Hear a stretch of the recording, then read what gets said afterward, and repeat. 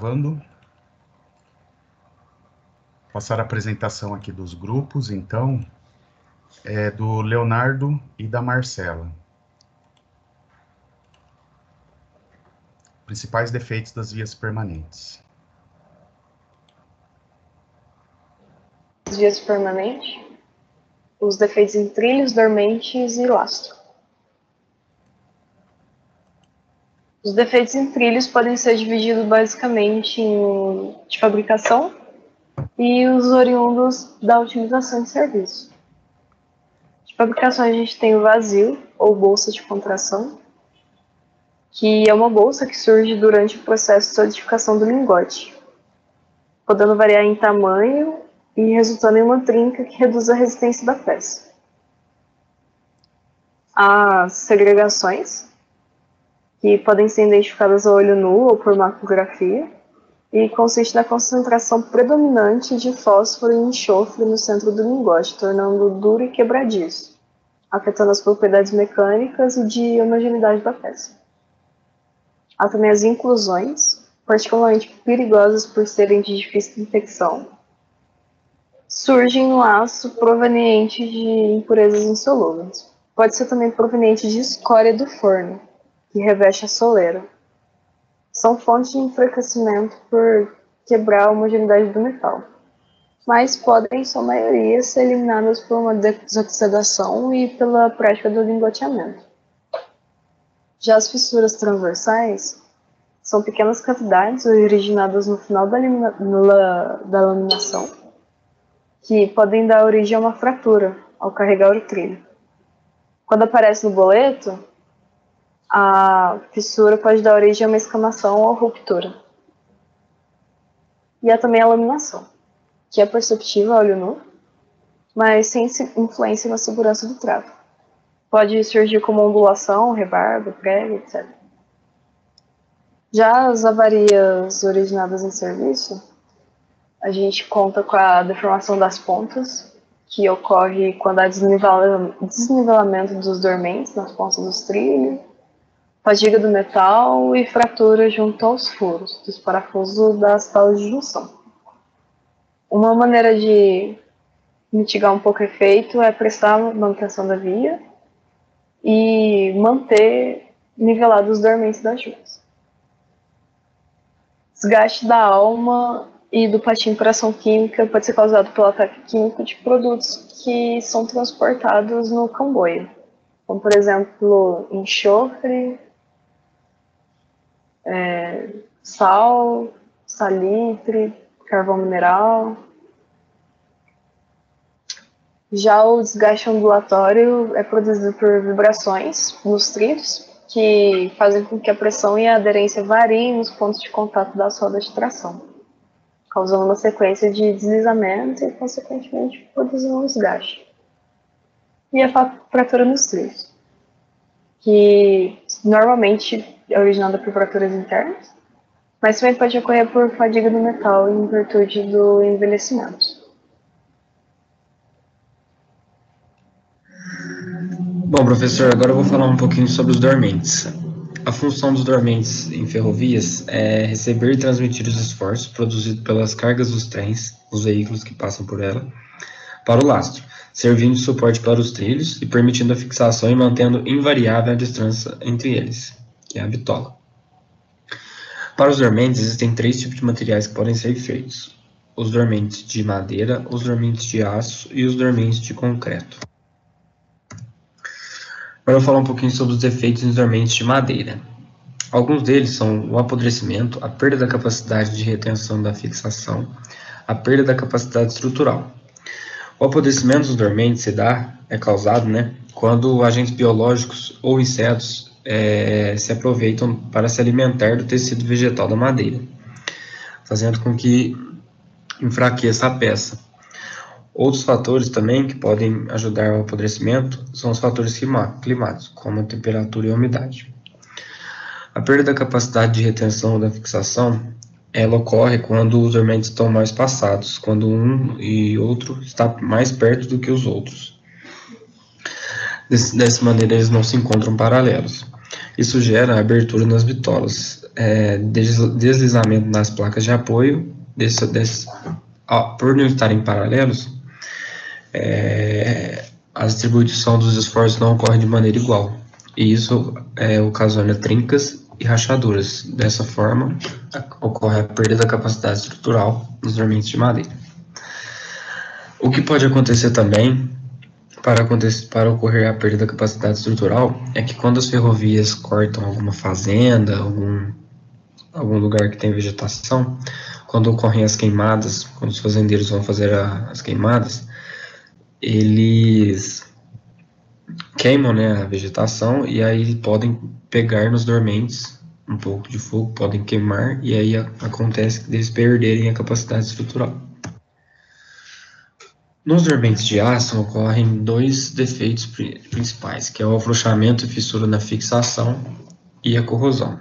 Existem outros, mas preferi listar esses dois. O afrouxamento e fissura na fixação, por os dormentes ser fixados com parafusos, nos furos onde os parafusos passam, tendem a enfraquecer os dormentes. E ao decorrer da vida útil da ferrovia, origina fissuras nesses dormentes que se estendem e acabam deixando a peça inutilizável. Por serem feitos de aço e estarem expostos a intempéries como chuvas, tempestades, ventos, etc., ocorre a corrosão do aço. Dessa forma diminui sua bitola, que aí dessa forma ocasiona a perda da sua função estrutural, rachaduras e trincas. Já os defeitos dos dormentes de concreto é a perda da capacidade estrutural, o caseamento e o efeito pilão. A perda da capacidade estrutural pode ser notada quando os dormentes se encontram trincados, corroídos ou com concreto desagregado e armadura exposta. O caseamento é a deterioração do dormente na região do apoio dos trilhos. Ocorre principalmente devido à presença de água e trens que são utilizados para levar cargas muito pesadas, que geram altas solicitações nos dormentes. O efeito pilão é um fenômeno que acontece quando tem-se a associação de alta vibração da via, causada muitas vezes por corrugação dos trilhos ou defeitos na geometria, e a alta carga por eixo de dormentes. A combinação dos dois fatores tem como resultado a geração de excesso de finos, que contaminam o lastro e aceleram assim a moagem do mesmo. O defeito do lastro comatado. O lastro é um elemento da ferrovia, que é um elemento granular que é aplicado entre o dormente e o sublastro, e sua principal função é absorver os impactos aplicados pelo dormente e distribuí-los pelo sublastro. O lastro tem um limite máximo de 40% de unidades abaixo de meia polegada. Se esse limite for ultrapassado, o lastro fica comatado, ou seja, ele perde sua resiliência e elasticidade. Esse foi o nosso trabalho. Gostaria de agradecer por todos os ensinamentos passados. A gente quis mostrar alguns defeitos nos lastros dormentes, nos trilhos. E é isso. Muito obrigado, professor.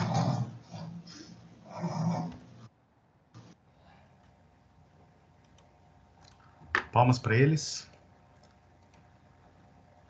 Vamos lá. Perguntas para os... Quer dizer, para o Leonardo, né? Porque a Marcela não está. Vocês têm alguma pergunta para eles?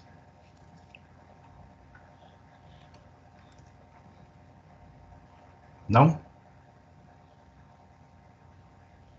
Acho que está tranquilo, professor. Lembra um pouco do nosso trabalho, algumas coisas. Tipo, os acidentes, boa parte dos acidentes vem dos defeitos. Então, acho que os dois completam. Uhum. Na verdade, tudo... Eu fiz uma maneira que tudo está meio interligando, né? Então, por exemplo, eu não vi aí na apresentação sobre a corrosão. Quer dizer, ele falou sobre corrosão, mas a comatação pode trazer a corrosão. Porque, né, a água sobe, né, não tem para onde ir, né, escoar, e aí pode, além de, né, deteriorar a via, né, precocemente, pode fazer a corrosão dos trilhos, ou se o dormente é de aço, etc. Né? Então, isso é uma coisa muito comum. A comatação é um dos principais, calcanhar de Aquiles aí das concessionárias para resolver aí, principalmente as concessionárias que trafegam aí minério de ferro, esses que soltam, né, os pozinhos. Esses pozinhos aí com o tempo, né, eles vão entrando aí nos vazios e vão obstruindo, né, causando aí esses defeitos, tá?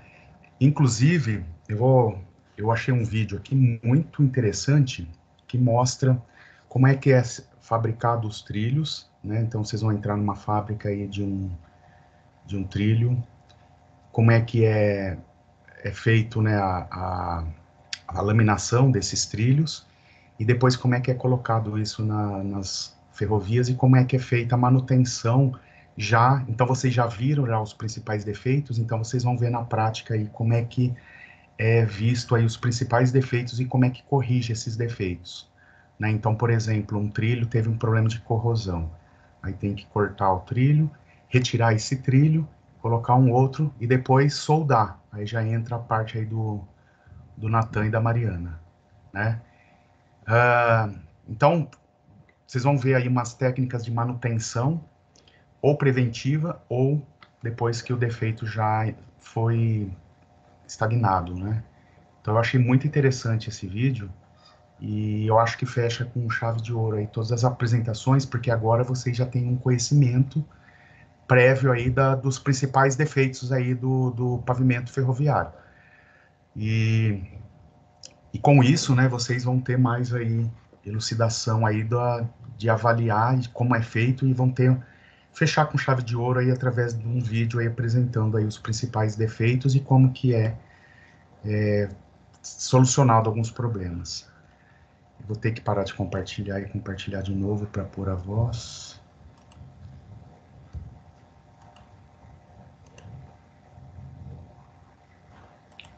Bom.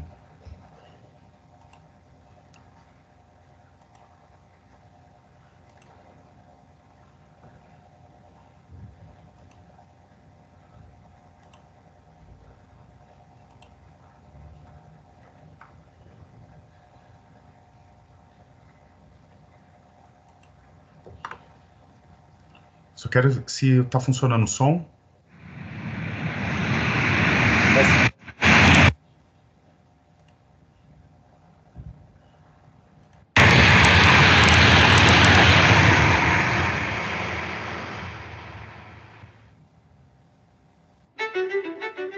At Network Rail, we're responsible for over 20,000 miles of track, and that means over 40,000 miles of rail. Rail has many advantages over roads. It's self-steering and faster. It's got a higher loading capacity, and most of all, it's safer. 15 times safer than travelling by car. And one of the main reasons it's so safe is because our maintenance teams and engineers put a huge amount of work and care into looking after it. The type of material we choose to make our standard rail from is very important and highly specified. It's a 0.6% carbon steel with other alloying additions to increase its strength and hardness. It's a high performance material and as hard as a typical drill bit. 99% of our rail is made by Tata Steel in their huge steelworks in Scunthorpe. As a guide to the scale of the operation, the building containing the rail production line is over a mile long. The rail production process begins with 7.5 metre long blocks of steel called blooms, weighing 6.5 tonnes. These blooms are heated in a furnace to 1240 degrees centigrade to make the steel behave plastically and be capable of being shaped.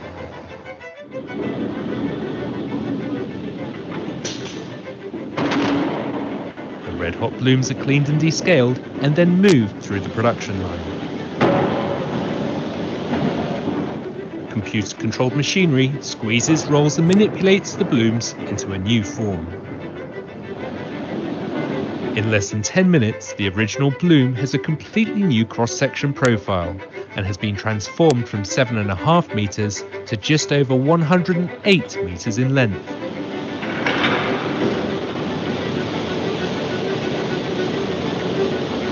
The rails are then pre-bent while still hot to counter the bending that occurs as they cool.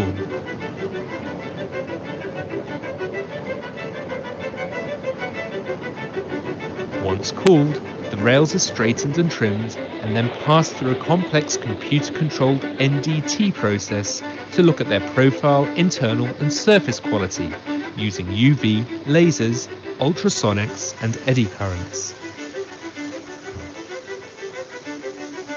The tests ensure that every rail leaves the site free from defects.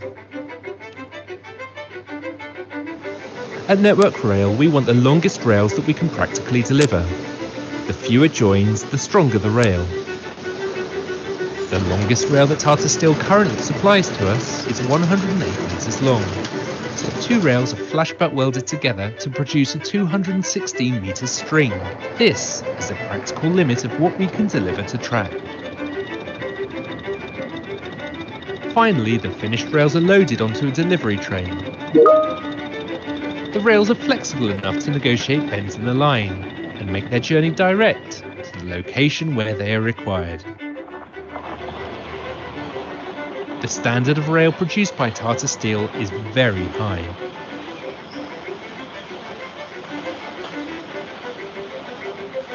But even the best rails won't last forever. My name is Brian Whitney. I'm the Principal Track Engineer for Network Rail. Part of my job is to understand how the degradation of rail occurs, how quickly it happens, where it happens, and how to mitigate against it. There's 4 main types of degradation we see with rail. There's fatigue damage on the surface and internally within the rail. There is wear, both on the head and side wear. There is also plastic deformation of the rail and a loss of section due to corrosion. There's a few examples of rail we have here. This sample here shows a fatigue crack which is initiated from the surface of the rail. It's caused by the repeated passage of wheels over the surface, which will initiate small cracks, and then through fatigue, this will grow progressively over a long period of time. The discoloration and classic markings you can see here are a result of the surface becoming oxidised and corroded where it becomes exposed to the elements. Surface damage and rolling contact fatigue is our biggest cause of problems. It accounts for something like 50 to 60% of all defects we remove from track each year. Other forms of fatigue that we see, here we have a large star crack which has originated from the bolt hole at a rail end. Equally, these are defects we need to manage. If they're allowed to go to failure, can result in a piece of the railhead becoming detached. Plastic deformation is another thing we see where the rails degrade. This is where the rails are physically deformed. They are spread, the rail steel itself is distorted and deformed under traffic. You can see the start of a small split within the middle of the web. These will propagate under traffic if not managed. They will grow to a larger size, the split will open up, and in extreme cases can result in a piece of the rail becoming detached. Most of our defects of this type occur in older rails where there are either inclusions or impurities within the rail steel which form a point of weakness which under repeated loading will cause the rail to fail. Another type of degradation is corrosion. Here we have an example of a rail removed from an aggressive environment where the foot of the rail is corroded away, a large amount of material has been lost. This will result in rail failure if the rail is not removed in good time. Aggressive areas are where we would have exposure to water or perhaps the sea or the salt water. Level crossings are particularly bad where we have a lot of water from the road, and also during winter salt is applied to the road which causes a significant increase in the rate of corrosion in those locations. And finally, we have to deal with wear. This can be either vertical wear on the top of the rail or side wear you can see here from the side of the rail where the wheel wears the rail away. One of the most important ways we manage rail is through inspection. At Network Rail, we use a fleet of monitoring trains to check on the condition of our track. monitoring vehicles allow us to cover large quantities of rail miles in regular cycles. But in complex switch and crossing layouts, we still need to inspect on foot using portable kit. This piece of equipment here is a Sperry roller search unit, also known as a walking stick. This is used by our ultrasonic operators who carry out a large amount of pedestrian testing in areas where we can't use vehicles to test, or in areas in lower category routes where we don't program the vehicles. The ultrasonic equipment here contains the Sperry roller search unit. This contains 9 probes which are used to scan the head and web of the rail, the floor detector which provides the signal and response and is used to detect any defects internally in the rail. This is contained in a walking stick to make it easy to push along the rail to ensure the stick stays aligned with the rail to carry out the necessary inspections. The inspection processes that we use today, the frequencies and the techniques and technologies that we use have been developed to minimise the risk of a rail breaking, to find defects in sufficient time that we can plan their remediation. If this isn't carried out at the right frequencies, then we can end up potentially with a catastrophic accident similar to what happened in 2000, where the train derailed because of a defective rail at Hatfield. Following inspection, the next most important part of rail management is preventative maintenance, and the principal means of preventative maintenance are grinding and lubrication. Grinding is carried out on our main lines on a regular cyclic basis. It maintains the correct shape of the rail, removes small surface imperfections, and reduces the stresses that lead to fatigue damage in the surface of the rail.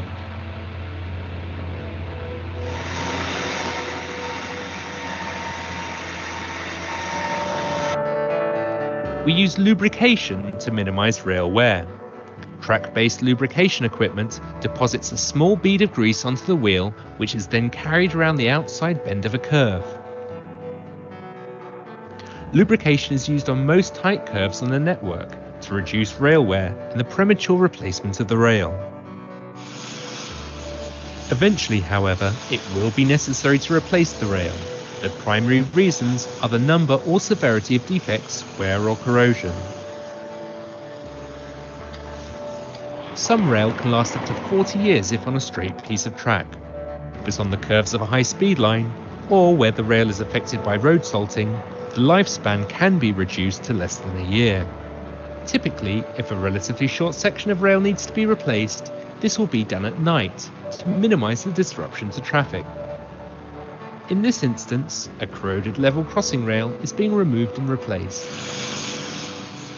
The defective rail is cut out and then removed from the site using a road rail vehicle.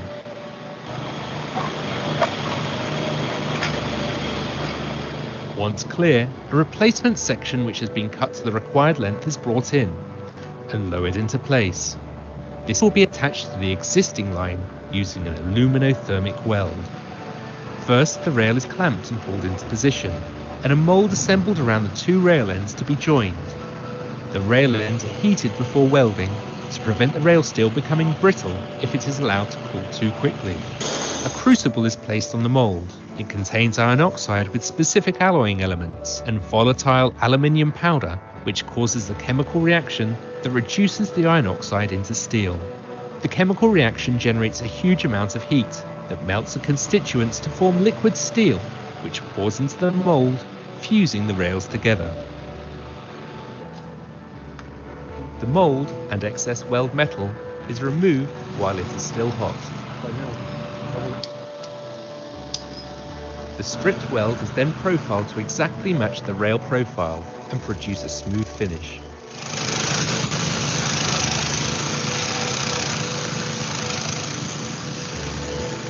Following inspection, the new level crossing rail is ready to be used as part of the network.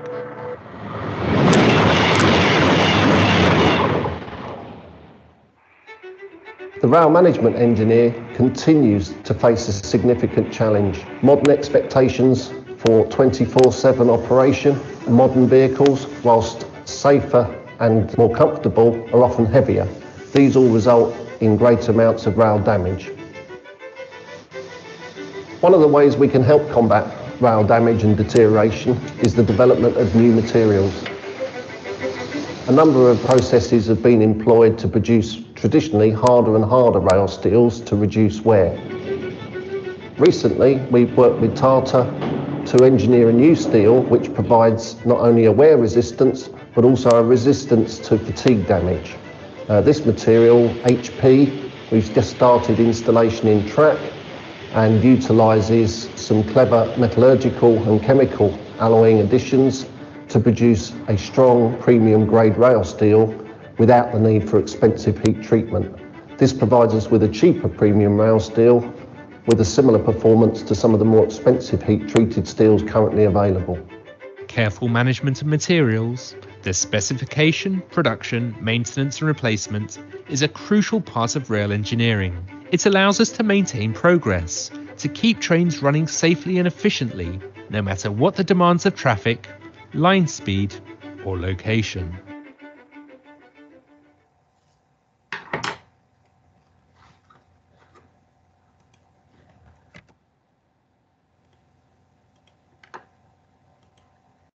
Muito bom. E aí? O que vocês têm a dizer? Boa tarde, Carlos. Tudo bem? Lembrando aqui que a apresentação do Leonardo e da Marcela está aqui em cima, tá? Quem não viu aí, ela serve também como chamada. Vai estar aberto até às 3 horas. Bom, vocês viram então tudo que vocês falaram em forma de vídeo? Que o Natan falou, que o Adriano e o Nicolas falou, que o Leonardo falou, que a Mariana falou, a Isabela, Carlos. Deu para entender muita coisa que foi falado e não tinha mostrado, né, o vídeo para vocês, né? Vocês têm algum comentário sobre? Clareou bastante esse vídeo aí, dá uma noção geral de como funciona as coisas. Uhum. Principalmente aí o desgaste, né? Essa manutenção preventiva. Você viu que eles falaram que eles colocam ali uma graxa, tempos em tempos, para diminuir, né, esse atrito e, consequentemente, diminuir o desgaste. Então, olha só, tem locais que você coloca areia para o comboio subir. Olha só como é complexo o negócio, né? Você coloca areia para aumentar o atrito, aumentar a aderência, para subir. Então, você está resolvendo um problema ali do esforço trator, lembra? Que a gente viu acho que na aula passada, né? Retrasada. E agora, nesse caso aí, tá pondo graxa para diminuir o atrito, diminuir o desgaste, né? Então, olha só, né? Principalmente onde que ele falou? Nos locais que as curvas mais fechadas, porque nos locais que as curvas mais fechadas, como a inscrição é feita, né, os truques, é feito a inscrição apertada, né, em cima dos trilhos, quando tem uma curva, ele desgasta mais de um lado, né? Então, lembra que vocês falaram, até 25%, eu não sei qual grupo que foi, o desgaste permitido, depois tem que trocar. Né? Viu também a parte da solda, como que é fabricado esse trilho.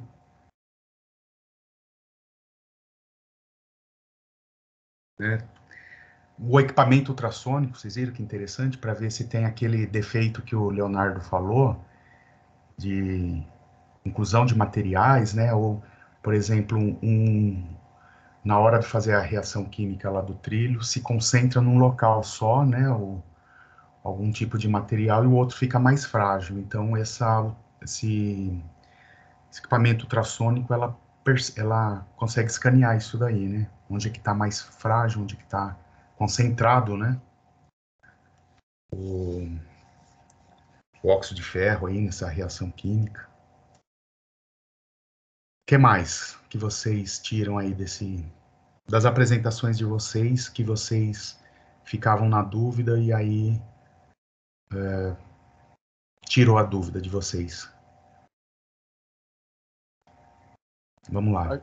Achei interessante a parte que ele mostra vários defeitos que os trilhos têm. É um pouco difícil achar essas imagens jogadas na internet. Uhum. Você viu a corrosão? Corrosão. Sim. corrosão eu nunca tinha visto, né? Como degrada, né? Principalmente em ambientes, por exemplo, perto do mar, né? Que é por causa da maresia, etc. Então, olha só, né? A desvantagem. E estudos, né? Tem que ser feito estudos, né, nessa área aí para, por exemplo, quem, quem mora mais próximo tem as linhas de ferroviária mais próximas do mar, tem que ter estudos mais específicos para esse tipo de defeito. Porque o dormente você consegue trocar, né? No mar não dá para pôr dormente de aço, vamos pôr concreto aqui, vamos pôr madeira. Mas e o trilho? Não existe trilho de outra coisa, né?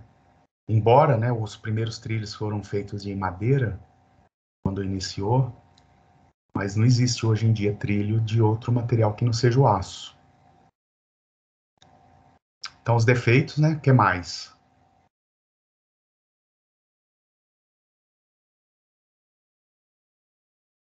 Carlos, que observação que você tem aí sobre esse vídeo e os seminários que vocês apresentaram?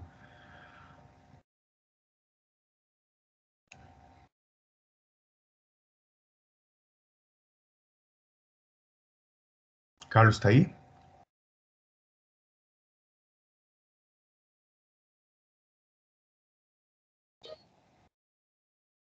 Tem alguma curiosidade que você viu? Certo.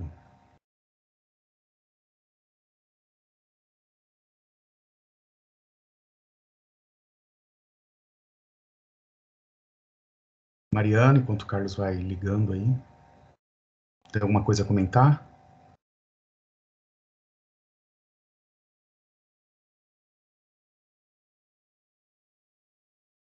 Natan?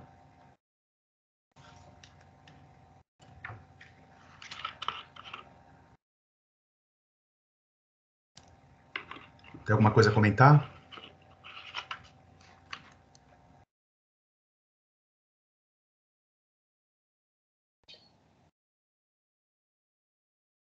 Nicolas? Pra mim tá tranquilo, Rogério. Eu gostei dessa exposição. Eu acho que deu pra meio que ter uma ideia geral, assim, da gente partir daquele desconhecimento para uma introdução aí, para instigar a curiosidade. Foi bom. Sim. Se Oi, tivesse professor, tá passado me isso... ouvindo agora? Tô ouvindo. Bom, por mim tá tranquilo também. Eu achei muito interessante esse vídeo, principalmente a parte das falhas, né, dos trilhos. Achei bem interessante.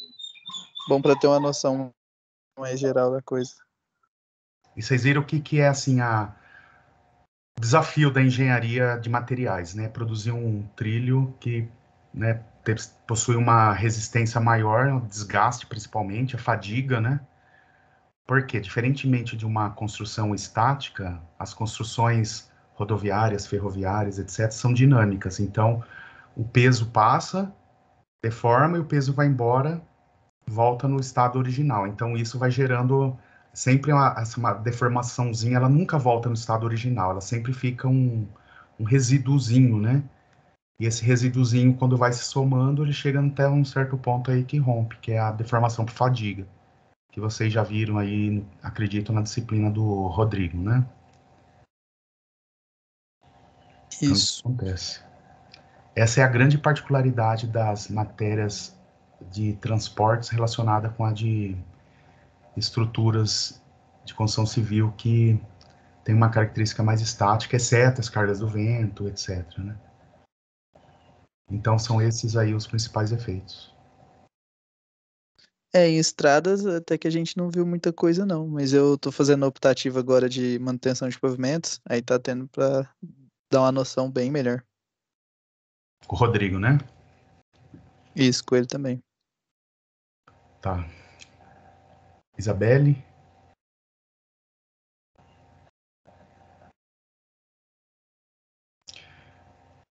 Bom, então, eu passei esse vídeo e a gente vai falar agora de outra coisa que é muito importante também na engenharia ferroviária, que são os aparelhos de mudança de via. que são esses aparelhos de mudança de via? Não sei se vocês viram ali no vídeo, um local assim com várias modificações ali no trajeto. Então você está indo para um sentido e quer mudar o seu sentido para outro sentido, né? Ou está indo numa direção e quer mudar para outra direção, ou está numa pista simples e quer pegar uma pista dupla, né? Ou o outro está 2 trens em pista dupla e vai se afunilar para uma pista simples. Você tem que fazer isso numa velocidade de projeto, vamos supor. E como fazer isso, sendo que quem guia os trilhos, quem guia o veículo são os trilhos. Como é que fazer isso sem danificar os trilhos, sem sair a roda, a flange, sair do trilho e não causar o descarrilamento, tá? Então, nós temos aí nos pátios ferroviários uns aparelhos que chamam aparelhos de mudança de via, que é um conjunto de aparelhos capaz de fazer essa mudança de maneira mais suave, sem causar dano, né, para os passageiros, para a carga, e sem causar dano para a via, e sem causar também dano no veículo, né? Então, são colocados aparelhos de mudança especiais. O que são esses aparelhos de mudança especiais? É uma série de aparelhos que são colocados, né, junto com, por exemplo, os trilhos, eles são maiores, porque ali é uma área de abertura. Os dormentes, os dormentes, desculpa. Os dormentes são maiores, porque é uma área de abertura.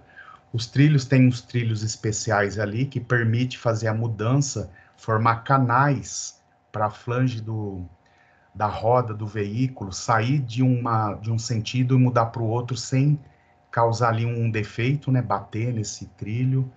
Então você vai formar uns canais ali para mudar essa rota, os ângulos, quais os ângulos aí mais seguros para mudar, qual é a velocidade mais segura para mudar, como é que você muda essa direção. Então são feitas mudanças manuais e são feitas mudanças mecanizadas, automatizadas.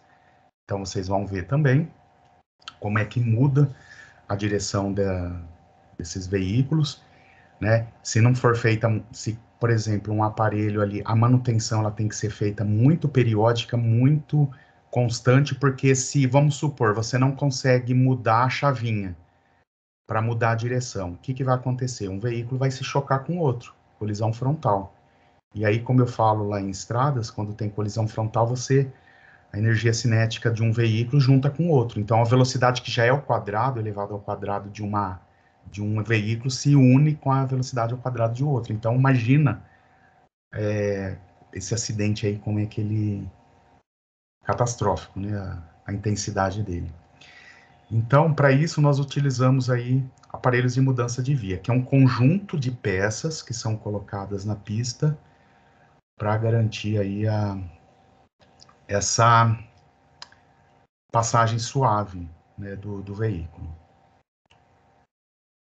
Deixa eu ver aqui.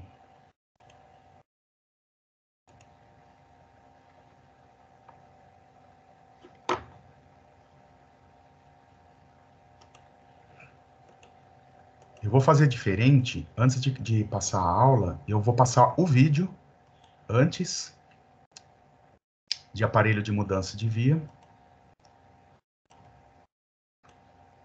E aí vocês vão fazer um sentido diferente, né? Vocês vão entender melhor a aula com o vídeo.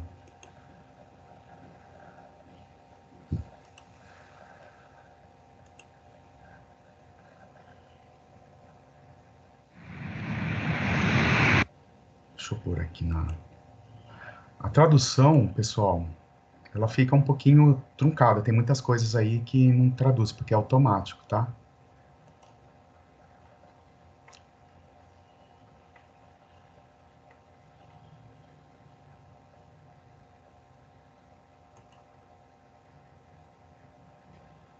Tá todo mundo ouvindo o som?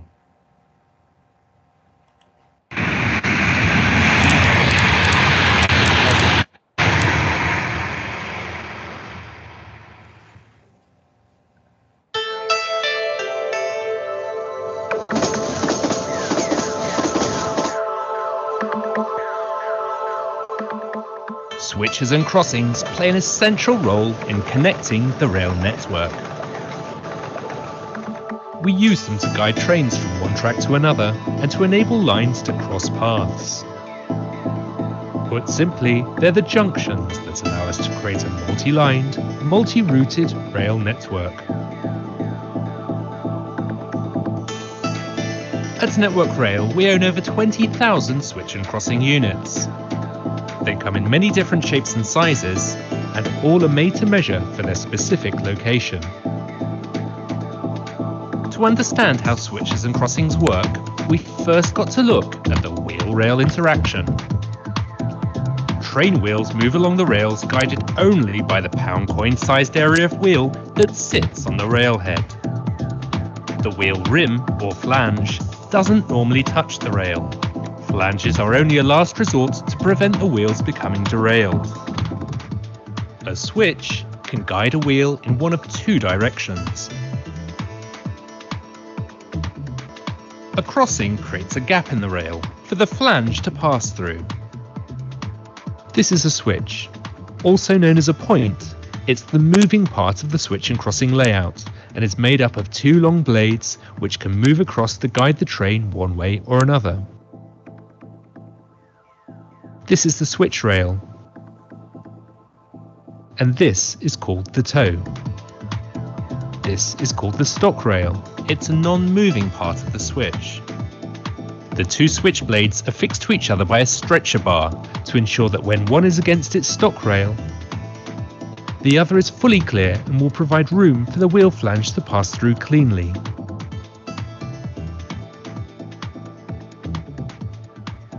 This is a crossing.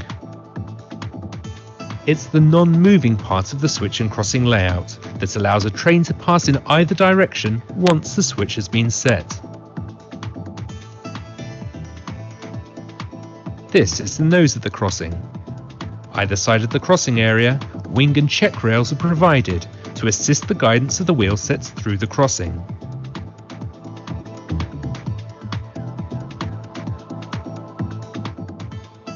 Crossings can be either fabricated, made up of two machined rails joined together, or they can be cast as a single unit. Modern crossings are now cast from manganese steel, which is an advanced alloy that gets harder with use. This is an important property, as the nose of the crossing can take high impact loads as train wheels pass through. My name's Lawrence Walton and I'm a graduate engineer working for Network Rail. I'm here today to teach you about switches and crossings. The most simple form of S&C is the turnout. This is the left-hand turnout. As you can see, it diverges from the main route in a leftward direction. This is how it works. In normal mode, the left-hand wheel rolls along the switch rail, and there's flangeway clearance for the right wheel to continue along the stock rail. The inside surface of the right flange is kept on course by the check rail. This restrains the wheel set and ensures it is directed along the correct route. Meanwhile, the left wheel transfers contact between the different parts of the crossing. That's where there's a high impact load.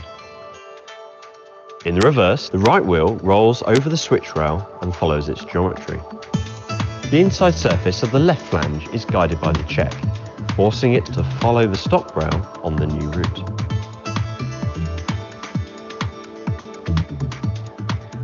And the right-hand wheel makes a crossing, again impacting a load on the crossing nose. There are many different types of switch and crossing on the network. They include turnouts, diamonds, crossovers, and slip diamonds. The type we use is determined by a number of factors, including the number of lines involved, frequency of use, and running line speed. Trains travelling at high speeds need long switches and crossings. At low speeds, such as in stations, trains can make tighter turns. Train movements across the network are set and controlled by signallers, who use switches to set routes for trains. Switches can be propelled by various devices. One of the simplest forms is the ground frame setup, a series of rods and cams attached to levers in signal boxes. These are now largely being replaced by remotely operated hydraulic and electromechanical devices. Seen by rail sides all across the country. This is an HW2000. Points machine, this is electromechanical. What we have here is your drive motor. To check the motor has done its job, over here we have an interlocking and detection system. Detection tells us when the points have completed their travel and locked. Locking holds the points in this state, so they cannot be physically moved, so when a train runs over the top, it remains in position. Facing point locks are one of the most important safety features on the S&C layout. They ensure that the points cannot be moved when set.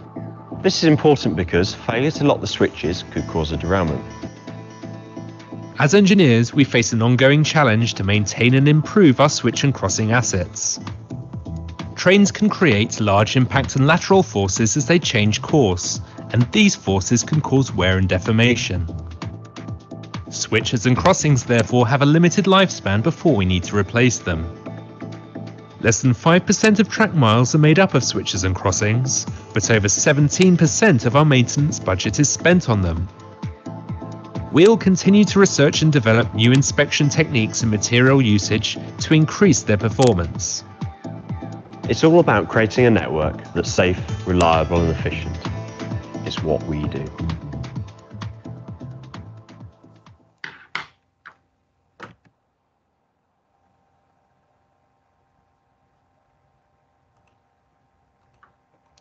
Muito bom. Eu vou mostrar aqui para vocês.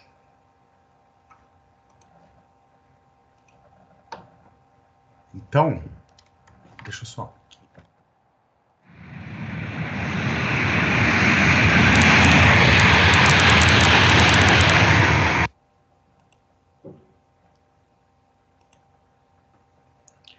Então, isso aqui é um aparelho de mudança de via, né? Então, temos isso daqui, popularmente, o pessoal conhece como chave, certo? Mas é errado falar chave. Por quê? Porque é um conjunto de aparelhos, não é só apenas essa chave aqui. Então, como é que ele é formado, né? Então, tem aqui os trilhos comuns, tem essas lanças, né, ou agulhas. Então, isso aqui aciona, isso daqui vai para lá ou para cá, dependendo do qual o sentido que você quer ir. E como vocês viram no vídeo, tá passando na roda aqui em cima, e aí quando você une isso aqui, ela vai deixar de passar aqui em cima, e vai passar em cima dessa agulha.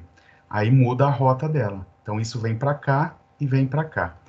Isso aqui que ele fala crossing, aqui no Brasil a gente chama de jacaré. Né? Por que jacaré? Se vocês olharem, parece a boca de um jacaré, né? Aqui é a boca, aqui é as pernas, né, do jacaré. Isso daqui é um ponto crítico. Por que é um ponto crítico? Porque você viu que tem aqui não dá para ver aqui direito, mas tem uma abertura entre essa linha e essa, para a roda poder passar, né? Então tem um espaço aqui, né? E aí, se esse espaço aqui entre essa linha para continuar aqui e essa linha para continuar aqui, tem uma parte que é vazia. Se isso daqui não for monitorado corretamente, isso daqui começar a afundar, mesmo que seja pouquinha coisa, né?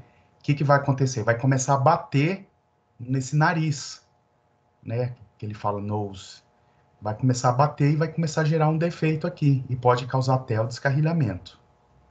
Sobre o projeto geométrico, uma das coisas que não pode construir esses aparelhos de mudança de via são em curvas verticais, porque aí você vai envolver outras variáveis que não está previsto no projeto, porque você já está mudando o alinhamento em alta velocidade numa seção pequena, né? Então, evita-se construir esse tipo de aparelhos de mudança de via, que ele deu um nome, switching crossing, e no Brasil a gente chama aparelho de mudança de via. Evite de construir em curvas verticais, certo? Por quê? Porque vai ter outras forças atuando, né? Se colocar curvas verticais. E aí você precisa construir um equipamento muito mais sofisticado, tá? Então você vai mudar a curvatura. E como é que se define um aparelho de mudança de via? Através da abertura dessa boca do jacaré. Então essa abertura aqui a gente fala que é o número do jacaré, ou o coração do jacaré. Certo? Quando você quer velocidades mais altas, que você faz? Essa abertura aqui, ela tende a ser maior, aí o aparelho é maior para ser mais suave. E se é menor, então ele vai ser menos suave. Então aí você tem que andar em velocidades menores. Isso tudo, então, é calculado e tabelado. Você encontra tabelas aí do AREMA, onde você tem aí quais os ângulos de abertura, qual que é o seu aparelho de mudança de via que você tem que colocar, quais são as dimensões dos dormentes que são colocados aqui, quais são o comprimento dessas agulhas, o comprimento aqui desse jacaré. Aqui são colocados, que ele fala encosto, mas na verdade são os contratrilhos. Por quê? Por algum motivo isso daqui sair, esse contratrilho vai puxar, né, e não vai deixar a sua roda descarrilhar, sair. Então, são colocados contratrilhos também nesse ponto. Tá? Então, isso aqui é um desenho aqui de um aparelho de mudança de via. Então, é o conjunto, né, desses elementos. Então, aqui, ó, nós temos os trilhos externos, e aí você está mudando a direção, aí tem as agulhas ou lanças, né? Aí com essa chave você muda, vai para lá ou para cá. Isso daqui, ó, essas agulhas, elas são móveis. Elas mudam para lá e vai junta no trilho, né? Quando você quer que mude a direção, você aciona a chave e ela junta no trilho. Quando você quer que continue na seção em tangente, você não faz nada, aí fica aqui uma canaleta, né? Um canal para ele passar, para a flange passar. Aí não muda, tá? Então, isso daqui é móvel, eles são colocados através de talas de junção aí, frouxas, né? Para poder ter essa mobilidade. Agora, essa parte aqui já é fixa, e esse aqui é o jacaré. E eu lembro que nós temos esse espaço aqui, ó. Por que que tem esse espaço? Isso aqui é a parte crítica do jacaré. Para esse veículo passar aqui e esse veículo passar aqui. Se você colocasse contínuo, esse aqui ia fechar esse, concorda? Então, isso aqui é um ponto crítico aqui. Se isso daqui rebaixar, vai começar a dar socos aqui e vai desgastar isso daqui e pode até descarrilar. Então, isso aqui é o jacaré, e esse ângulo aqui é o ângulo de abertura do jacaré que vai definir o meu aparelho de mudança de via. Então, esse aqui é o comprimento da agulha, que é uma parte móvel. O ângulo da agulha, esse beta aqui, se elas são simétricas, né? Então, os ângulos aqui são iguais.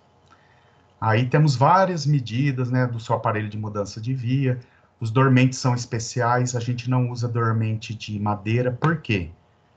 Porque é difícil você achar dormentes de madeira de 4 metros, 3,80 metros, né? Quer dizer, pode até achar tudo, mas é uma área que é muito difícil encontrar. Então, são dormentes especiais. Depois tem uma taxa de dormentação, etc., que nós vamos ver. Certo?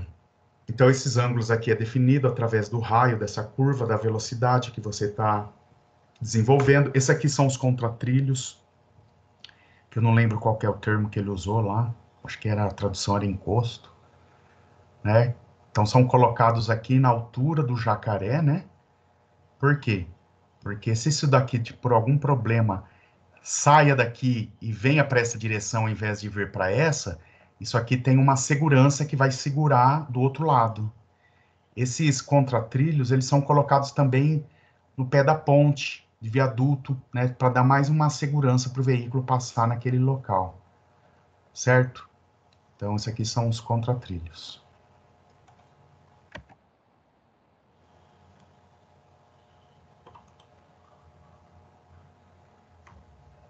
Deixa eu ver onde é que tá aqui.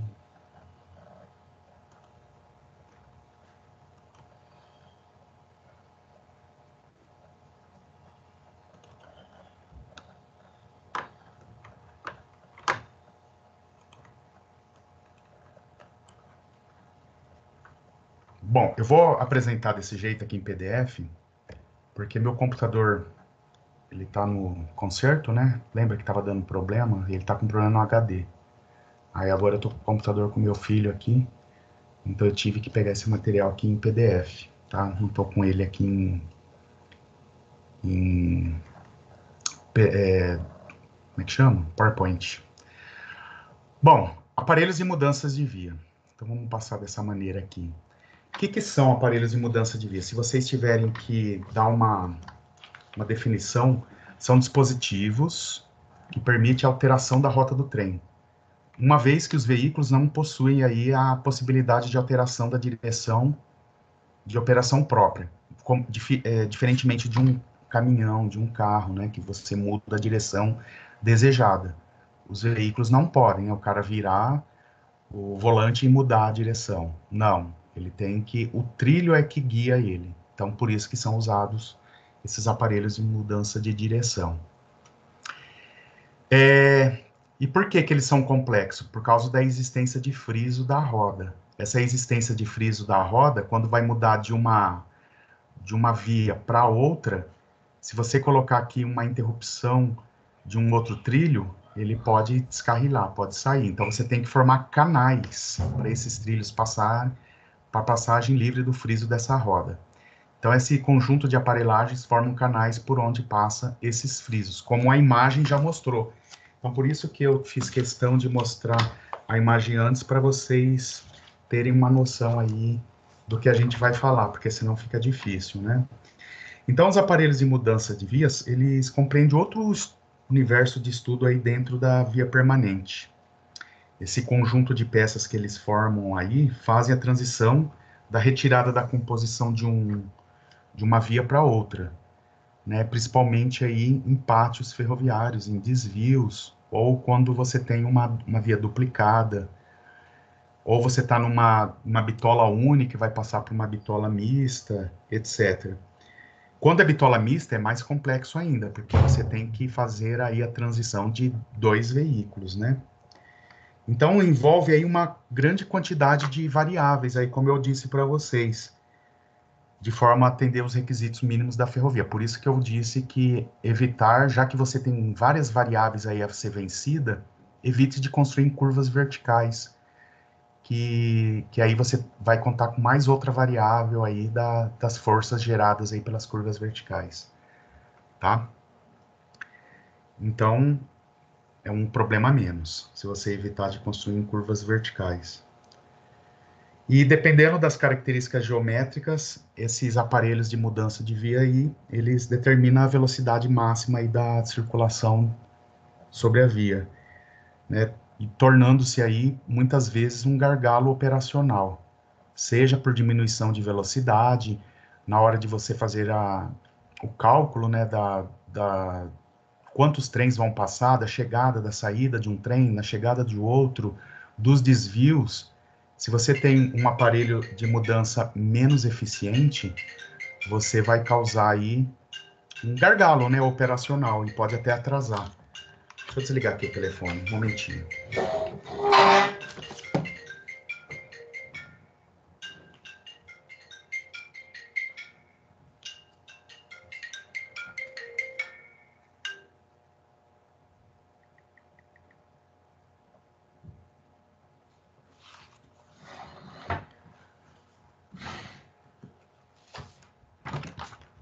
Bom, voltei aqui.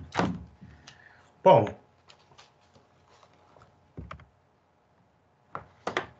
classificação, como são classificados, né? Aparelhos de mudança de vias comuns, aparelhos de mudança de via especiais, através de giradores e carretões, os que usam triângulos de reversão, os de cruzamento e os para-choques. Então, aqui na foto mostra um comum, como que a gente estava mostrando ali no vídeo, né? Em alguns deles. No vídeo também mostrou uns especiais.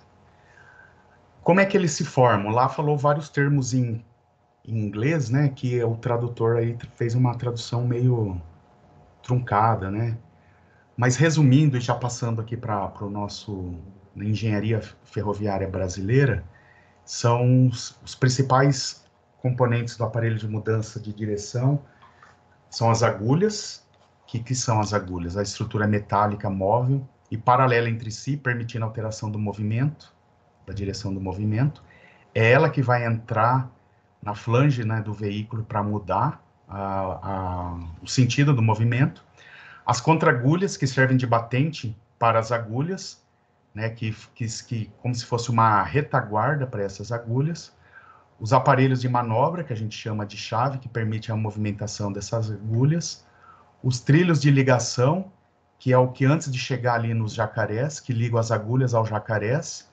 Então, as agulhas, elas são colocadas em talas de junção móveis para poder se movimentar, mas esses trilhos de ligação já são fixos, né? Porque eles que vão dar a união através dos jacarés.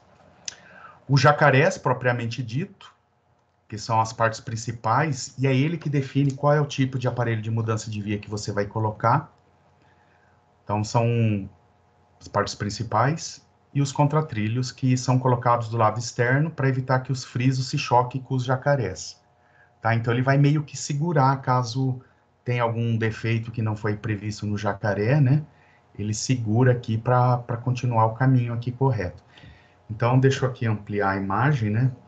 O vermelhinho aqui eu coloquei agulhas, ou chaves, o pessoal também chama chave. Tem várias definições aí. Se você procurar no português de Portugal, o pessoal aqui não chama aparelho de mudança de via, eles chamam de crossima, né, que é um outro nome aí para esse conjunto de coisas. Então, esse aqui é o intermediário, né, que é esse aqui, né, trilhos de ligação, esse pretinho. O verdinho aqui é o coração jacaré, ele que define. O número do jacaré que vai definir qual que é o meu aparelho de mudança de via. E como é que se define o número dele? Através da tangente desse ângulo aqui, de abertura. O ângulo de abertura desse jacaré. Então, se você, por exemplo, tem 1 metro de abertura em 10 metros de comprimento, você tem uma relação 1:10. Então, isso aqui vai ter uma abertura aí, esse ângulo do jacaré é igual ao número 10. Se você não sabe, depois nós vamos ver, né, qual que é esse jacaré, e você quer comprar outro para substituir, etc., você faz aí, tem umas medidas práticas que nós vamos ver depois, para você definir qual que é a abertura desse jacaré. E os contratrilhos são esses azuis aqui, que são colocados aqui no sentido. Então, por exemplo, aqui você pode ir no sentido reto, ou pode mudar. E quando muda, né, aí o que acontece? Isso aqui, ele junta-se, né, ao trilho, forma um canal, né, e aí ele muda de direção. E isso daqui vai para lá para poder passar a roda aqui, senão isso aqui vai impedir a roda. Então, os dois alteram. Então, aqui eles estão paralelos entre si, e aqui ele já mudou, né, a sua configuração. Certo? Bom, então a abertura de uma MV, ou o número do MV, como que é propriamente dito, né? O que seria essa abertura da MV? Significa o ângulo de abertura que é dotado para transições dos trens de uma linha para outra. Então, como é que a gente nomeia isso daí?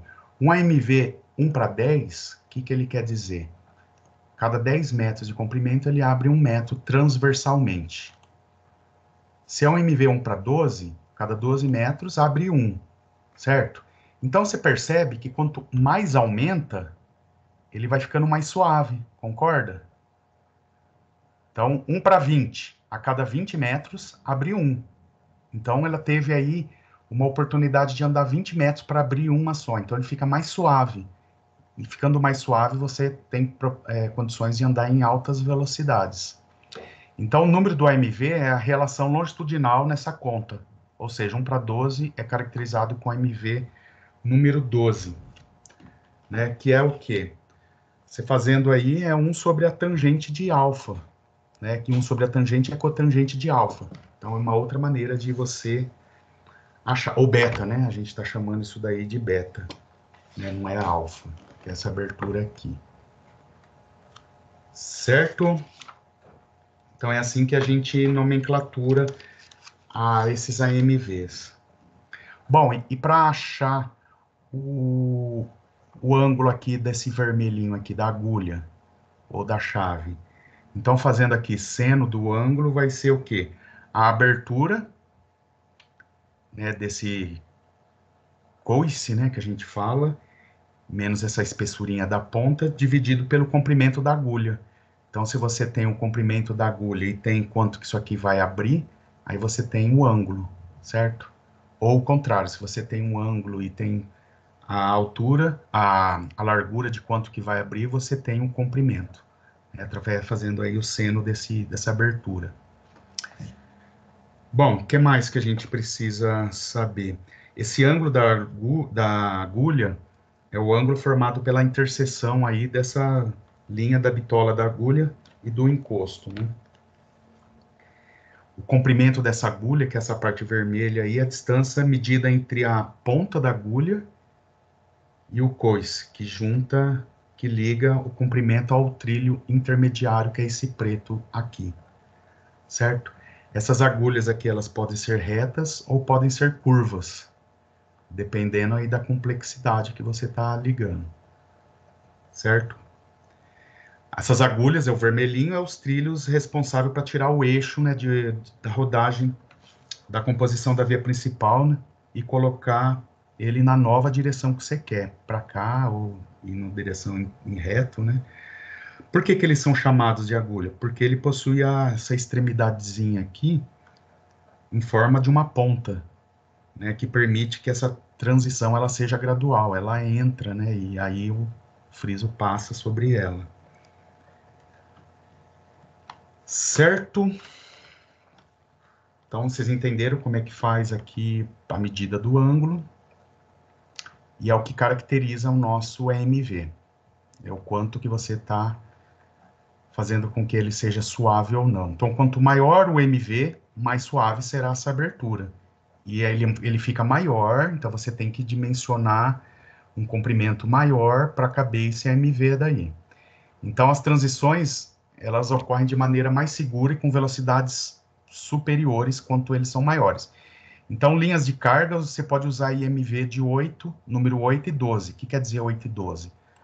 Para cada 1 metro de comprimento, de abertura, e você tem 8 metros de comprimento, ou 12. Cada 12 metros de comprimento, 1 metro de abertura.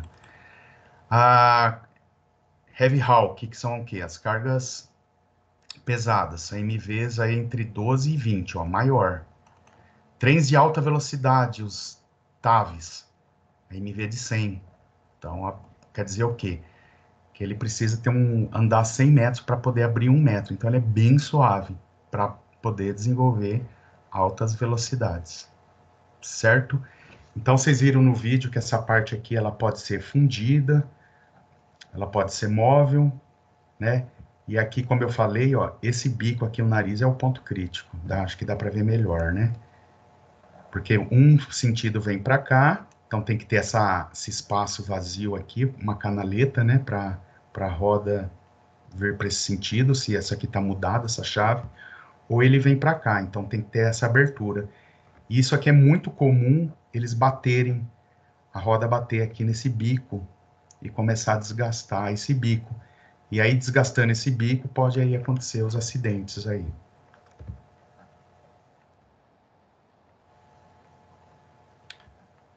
Bom, a abertura, então, é a relação da distância da ponta teórica a uma determinada seção oposta à ponta normal, a bissetriz, do ângulo do jacaré e a distância entre a linha da bitola medida nessa seção. Então, essa é a abertura, né, que é esse ângulo aqui que forma. Então, isso equivale aí a essa abertura, o número de jacaré. E, se você não tem, e só tem um ângulo, vamos supor, você está lá e você quer trocar essa peça aqui que está danificada, e você tem esse ângulo, aí você joga na forma, é a cotangente da metade do ângulo, da abertura de jacaré. Então, você tem um ângulo, metade dele, cotangente. O que é cotangente? 1 sobre a tangente. Tá? Aí você acha qual que é o M, ou a abertura. Certo? Então, vocês entenderam o que é o beta, é a abertura, né, do jacaré. O alfa é a abertura aqui da agulha, né, o do coice. Isso aqui são os contratrilhos, tá vendo? Essa figura aqui, ela bem elucida bem, né? E note que os dormentes aqui, eles são maiores, né? Então, por exemplo, uma bitola larga que tem 1,60 m, você precisa de dormentes aí 1 metro maior, né? De 1 metro e 20 maior, 2,60, 2,80, né? Agora aqui, ó, você tá pegando e tá mudando o alinhamento, então você vai precisar de dormentes especiais, que isso, o dormente de madeira já é mais difícil, né, como eu disse. Bom, e a outra maneira prática também de achar o EMV. Então, marca-se um ponto no núcleo do jacaré. Como é que eu marco esse ponto? Eu faço uma abertura igual a 5 centímetros. Então, eu abro aí minha trena, 5 centímetros, e vou, onde que deu 5 centímetros nessa abertura, eu marco esse ponto. Então, eu chamo de ponto 1, isso na prática. Só para eu saber, para pedir um jacaré novo, né? Vamos supor, tá com defeito. Aí eu desloco, né, na minha bissetriz aqui, 15 centímetros e acho ponto 2. Então, eu fiz uma abertura de 15 centímetros e acho ponto 2. Aí, esse pedaço aqui tem 5 centímetros, esse aqui tem 15. Aí eu venho e meço aqui esse comprimento. Tinha falado errado. Abro aqui 5 centímetros, acho ponto 1. Abro onde deu 15 centímetros, acho ponto 2 e meço aqui o comprimento dessas distâncias entre o ponto 1 e o ponto 2, aí eu tenho o L. E aí, esse L dividido por 10, você vai ter um número N, que é a abertura do jacaré. Tá? Então, por exemplo, eu meço aqui 15 centímetros, deu esse ponto, meço aqui 5 centímetros desse ponto, aqui 15 centímetros deu esse ponto, meço aqui, deu 100. Aí eu quero saber qual jacaré é esse. Aí, 100 dividido por 10, 10, então eu peço um jacaré número 10. Velocidades permitidas. Essa questão de velocidade, isso é importante porque ali é um ponto crítico, né? Esses aparelhos de mudança aí, eles precisam, essa transição, ela pode, se não for feita adequadamente e suave, ela pode causar acidentes, pode diminuir a velocidade do tráfego, pode causar ali problemas com a operação, né? Você fez os cálculos ali para chegar um trem, sair outro, tal. Então essa velocidade operacional aí, ela é importante. Os AMVs, eles estão intimamente ligados nessas velocidades, porque quando você tem AMVs aí com aberturas maiores, AMVs mais robustos, você consegue desenvolver velocidades maiores, como a gente já viu, né? Então a velocidade no sentido normal, reta dos AMVs, está limitada à velocidade média, né, do trecho no qual o mesmo está instalado, independente das características geométricas da agulha e do jacaré. Então, você já tem uma velocidade da via, e aí você quer colocar um aparelho ali que mantenha essa velocidade, para você não ter um gargalo operacional, vamos dizer assim, né? A velocidade de circulação do veículo, então, desviado de AMV, varia em função do tipo dele, do comprimento dele,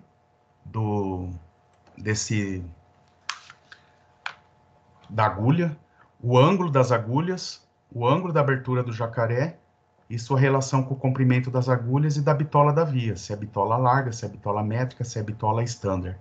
Então, a velocidade máxima para a linha desviada deve ser limitada pela característica da agulha. Olha só como ela é importante aqui, o comprimento, o ângulo, porque você está mudando a geometria através de um raio de curvatura novo, que não é da geometria da terraplenagem, sim a geometria do trilho, né? Para poder desviar essa ligação aí.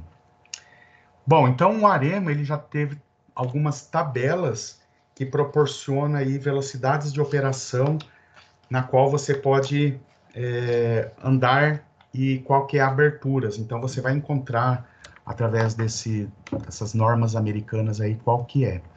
A agulha da linha desviada de um AMV AREMA pode ser reta, secante, curva secante ou curva tangencial. O que é secante, né? Secante é onde corta, né? Se você for traduzir a palavra aí, a origem da palavra, o que é secante é quando corta. Então, quando uma reta corta outra reta, é uma reta secante. Ou uma curva corta uma reta, uma curva secante. Ou tangencial, quer dizer, elas não se cortam, né? Elas são paralelas entre si. Bom, então, onde houver sequências de AMVs, como a gente viu naquele vídeo, vários AMVs, deve ser verificadas as condições geométricas para você definir a velocidade máxima de circulação aqui, o VMA dos mesmos, dos trens. E os AMVs com derivação lateral mais utilizados nas rodovias brasileiras. Como é que a gente nomenclatura? Quando vocês forem trabalhar, então, no trecho de uma concessionária e ferroviária, vocês têm que entender como é que no Brasil a gente chama essas derivações. Para a direita, derivação para a esquerda. Então, aqui eu mostro para vocês como é que é essas derivações. Cadê? Aqui. Então, nós temos aí, ó, a MV com derivação lateral, então pode ser para a direita, como pode ser para a esquerda, e a MV simétrico. O que quer dizer simétrico? Quando esses ângulos aqui de abertura das agulhas são iguais, de um lado em relação ao outro. Então, a MV com ambas as linhas derivando segundo o mesmo ângulo aí em relação à tangente de entrada. Aí temos os assimétricos, quer dizer, um ângulo aqui é maior que o outro. Aí convexo ou côncavo, assimétrico. Bom, e como é que a gente dá nome para essas derivações, os tipos de AMVs? Então, a gente pode falar AMV bitola mista. O que é bitola mista? Quando tem mais de uma bitola. Então, bitola métrica mais a bitola larga. Vamos supor, a bitola standard com a bitola métrica. Ou a bitola larga com a bitola standard. Standard é a 1,43,5, que a maioria dos países do mundo utiliza. No Brasil, a gente usou a maioria da nossa malha ferroviária, a bitola métrica, e agora as novas estão saindo com a bitola larga, que é 1,60. Então, a gente tem esse entrave aí, que a nossa bitola, ela não é padronizada no restante do mundo. Então, os veículos têm que ser dimensionados para essas bitolas que trafegam aqui no Brasil, né? Então, isso faz com que diminua o nosso poder de compra, né?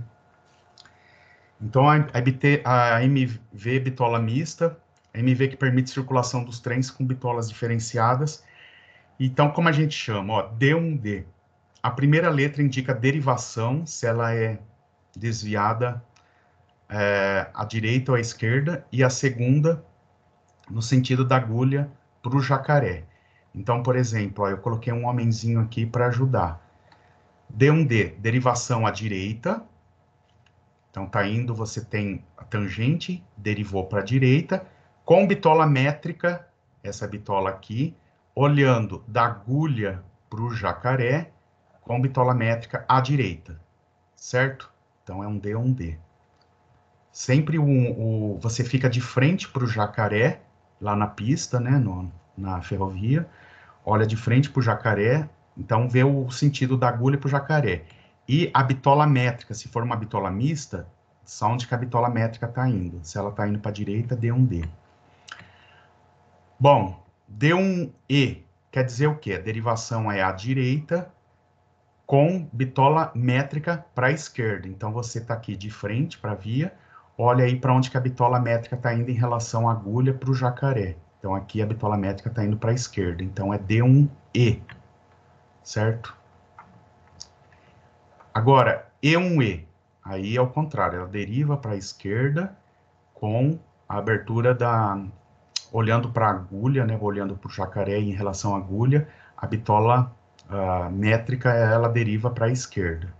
E D1D, derivação à esquerda, com bitola métrica à direita. Então, você olhando aqui para o jacaré, olhando para a agulha, a bitola métrica sentido esquerdo, mesmo sendo a derivação à esquerda, a bitola métrica à direita, desculpe. Então, é assim que a gente nomenclatura esses tipos de bitola. Bom, e as velocidades, como eu falei, né? Então, depende da derivação, o tipo de agulha, se é uma agulha reta, curva e tangencial. Então, você compra aí os AMVs, compra aí todas essas estruturas e já tem as especificações aí de acordo com o AREMA. Então, vamos supor, nós temos aí as velocidades permitidas, o número do jacaré e o comprimento das agulhas. Então, por exemplo, se for um tipo de agulha reto com comprimento 3,353, Então, o número de jacaré ele pode ser independente, aí, de 8 a 20, a velocidade permitida nesse MV é 21. Agora, vamos supor, você tem um reto de 11,88 metros. O número de jacaré, por exemplo, 14, que é a abertura 14, você pode, então, andar 40 km por hora. Se é 20, ó, olha só, ele fica mais suave. Quer dizer o quê? Andou 20, a abertura 20 metros para cada 1 metro que abriu. Então, você pode andar 59 km por hora. Então, isso aqui é tabelado, né? E aí você tem os tipos de agulha, ó, reta, curva, tangencial, o comprimento das agulhas e também o tipo da agulha, se é o tipo de ponta do fabricante, se é a ponta Samsung, que é esse 5100, e tem uma outra aqui que é a ponta 6100, tá? Que são outros tipos de fabricantes. E aí temos tabelados o número de jacaré versus a velocidade versus a geometria dessa agulha. Bom, o que mais?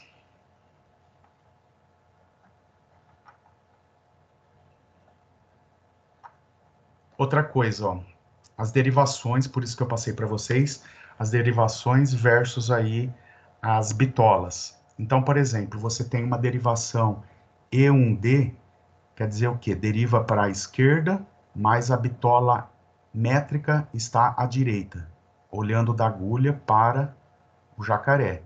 Então, restrição de bitola métrica, sem restrição na velocidade, na linha principal. E da bitola larga, 20 km por hora. Então, essa tabela aqui foi uma tabela construída com a finalidade de elencar as velocidades admissíveis para circulação em MV de bitola mista, quando tem uma derivação em relação à outra, para assim você não ter problemas aí de restrição de velocidade. Bom, então aqui temos as linhas principais e as linhas de desvio. Restrição de velocidade para bitola métrica, restrição de velocidade para bitola larga, tanto para linhas principais, então tem essa composição, quanto para linhas de desvio. Isso aqui também é pelo método da AREMA. Bom, isso aqui eu já falei dos tipos, né, de AMV, como é que você define. E por último, os dormentes. Então, os dormentes, eles são posicionados e são colocados de forma que vai fazendo uma abertura gradual, né, dependendo aí do tipo de jacaré que você coloca, ou coração, ou, como é que ele chama? Crossing, né, americano é crossing, em português de Portugal, próxima, né? Então, os dormentes, conforme tipo, abertura, bitola e perfil, fazendo com que cada peça varia de acordo com o aparelho. Quantidades, então, tem uma tabelinha que dá as quantidades, você não precisa dimensionar. Você já tem a tabelinha pronta do esquema de distribuição unifilar aí dos dormentes do AMV. Então, você pega aí os tipos de dormente, qual que é a bitola, qual que é a abertura, né, do jacaré, do coração, que é o beta, e com isso você tem aí quantos dormentes você vai precisar de determinadas dimensões. Então aqui, se você colocar os diagramas, né, percebe que aqui ele começa com a dimensão da bitola, então vamos supor, se é uma bitola larga, ela tem 1,60, então os dormentes são colocados aqui normal, tangente, é o que vem, 2,80, etc. Aí, quando tem a chave, ele é maior, que é aquele aparelho que você muda a posiçãozinha das agulhas, e aí ele volta para o tamanho original, então esses dois aqui são especiais, aí você tem que colocar uma quantidade do tamanho original, que é aquele espaço da região intermediária das agulhas. Depois, você vai fazer a transição entre as agulhas com o jacaré. Aí você vai aumentar as dimensões dos dormentes proporcional. Então, põe um tanto numa dimensão maior, outro tanto, ó, 6 de uma outra dimensão, depois mais 4 de uma outra dimensão, e vai aumentando gradualmente, até chegar aqui na ponta do jacaré, né, na pata aí do jacaré. Aí, qual que é a dimensão máxima? Quando ele está aqui no coração do jacaré. E aí aqui você tem que ter o comprimento desses dormentes tem que condizer com essa abertura aqui. Então, por exemplo, temos já uma tabela de distribuição dos dormentes no AMV 1/20. Então, aqui eu peguei essa tabela para mostrar para vocês, ó, os dormentes especiais. Então, ó, abertura número 8, número 10, 14, 16, 10, 14 e dormentes especiais. Então, ó, começou com 3 metros. Como é que você olha essa tabela? Ó? 6 dormentes de 3 metros. Então, você coloca. Depois, 6 de 3,20. Depois, 4 de 3,40. Depois, 4 de 3,60. 4 de 3,80. 4 de 4. 3 de 4,20. E 3 de 4,40. Então, ó, nota-se que aumentou. Como se fosse uma super largura de dormentes, né? Ele aumenta gradual. Aí, essa aqui é a região crítica, né? De 4,60, 4,80, as partes maiores. 5 metros, 5,20 e 5,40, tá? E aí, o seu dormente atinge um tamanho maior. E aqui ele dá o volume da madeira, quanto que você vai precisar, e a quantidade de peças que você utilizou. Então, isso tem várias tabelas aí para os AMVs, né? Isso aqui vai definir. Então, o número do AMV, pessoal, ele tem duas importâncias aí principais. É definir aí também o número do AMV que define o coração jacaré, né? Qual o tipo que você vai usar. A velocidade, como a gente já viu, já tem tabelas prontas para isso, que define aí os raios de curvatura desses AMVs, e também os comprimentos dos AMVs e a quantidade de peças que você vai utilizar. Certo? Alguma pergunta? Rogério, só uma dúvida. Naquela parte que, por exemplo, tem um MV de 100. MV, jacaré, agora eu me confundi. Que você falou, é 1 metro de abertura para 100 metros percorridos. Esse 1 metro seria meio que a diferença entre as duas direções que o MV está direcionando? Isso. É abertura. Exatamente. Deixa eu pegar aqui.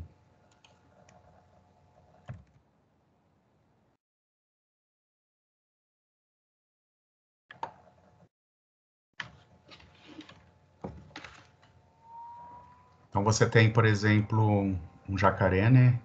O jacaré, ele faz assim, aí ele interrompe, faz assim. Esse aqui faz assim, interrompe, faz assim. Então, isso aqui é o beta. Certo? Então, quando eu tenho 1/100, quer dizer o quê? Que eu andei na bissetriz aqui 100 metros. E quanto que eu abri? Aí, essa abertura daqui em relação a essa. Tá? Aqui está exagerado, mas quando essa abertura, vamos supor, é 1 metro, e aqui você andou 100, então essa é o MV 1/100. Então, por isso que ele é mais suave quando é muito grande, aí você permite andar em altas velocidades, tá? Esse 1 metro, então, vamos supor 1/20, quer dizer o quê? Que você andou esse mesmo metro, a abertura dele, num MV menor, 1/20. Então, isso faz com que ele seja menos suave. E aí você tem que andar numa velocidade menor aqui para conseguir percorrer esse trecho. Entendeu? Esse aqui, então, é o ângulo beta, que é o ângulo de abertura, que é definido aqui, que é a tangente do ângulo, né? Que é aquelas formas que eu mostrei, né? Cotangente do alfa sobre 2. Ou você tem uma maneira de descobrir também, que é a parte prática, que é o quê? Você pega... Deixa eu apagar isso aqui.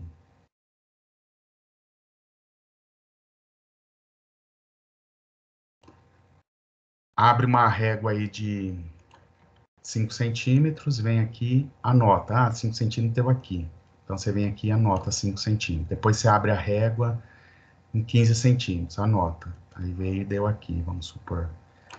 Aí, essa distância daqui até aqui, dividido por 100, vai ser o meu N. Então, isso aqui é o prático. Quer dizer o quê? Quando você não tem não sabe qual MV é esse, então é uma maneira de você descobrir fazendo isso daqui. Quando você não tem um equipamento para medir o ângulo, vamos supor, né? Você não tem o beta, aí você pega e faz isso daqui. É uma parte prática, né? Como o pessoal que corre linha faz. Certo? Certinho.